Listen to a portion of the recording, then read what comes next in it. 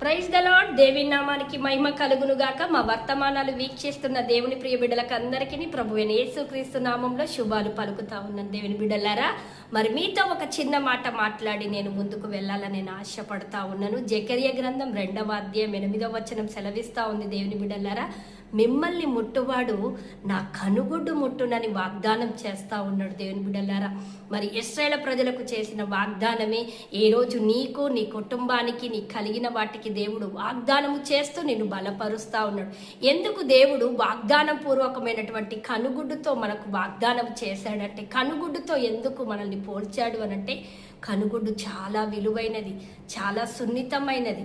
మనము శరీరములో ఎవరైనా ఎక్కడైనా మనల్ని భుజము కావచ్చు, లేకపోతే మన చేతిని కావచ్చు, మన తలను కావచ్చు, ఇంకెక్కడైనా మన కాళ్ళను కావచ్చు మనల్ని ముట్టుకుంటారు, తాకుతారు. కానీ ఏ వ్యక్తి అయినా మనకు దగ్గర సంబంధులైనా లేకపోతే దూర సంబంధులైనా రావడమే నీ కనుగుడ్డును ఎవ్వరూ ముట్టలేరు.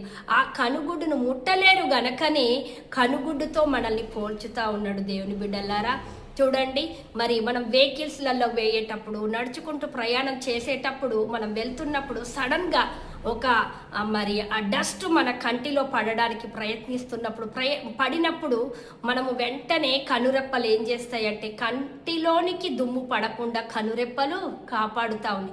ఒక కంటికి ఉన్నటువంటి కనురెప్పలే కనుగుడ్డును కాపాడగలిగితే దేవుడు అంటున్నాడు, నీవు నా కనుగుడ్డువు, నేను నీకు రెప్పల్లాగుండవు. ఆయన మనకు కంటి పాపలా ఉంటూ మనల్ని కాపాడబోతుండు, రక్షించబోతుండు, సంరక్షించబోతుండు. గనక ప్రియ సహోదరి సహోదరుడా, నువ్వు ఏ స్థలములో ఉన్నా, ఏ పరిస్థితిలో నువ్వున్నా భయపడద్దని దేవుడు నీతో మాట్లాడుతూ, నిన్ను బలపరుస్తూ, ప్రతి విషయంలో నిన్ను ఓదారుస్తూ, ఆయన కనుగుడ్డు నువ్వని దేవుడు మీకు వాగ్దానము చేసి ఉన్నాడు. గనక ఆ వాగ్దానం ప్రకారం నువ్వు బలము పొందుకొని ఆత్మలో ముందుకు సాగాలని ప్రభు పేరట కోరుకుంటూ దేవుడి చిన్న వాక్యాన్ని దీవించి ఆశీర్వదించునుగాక.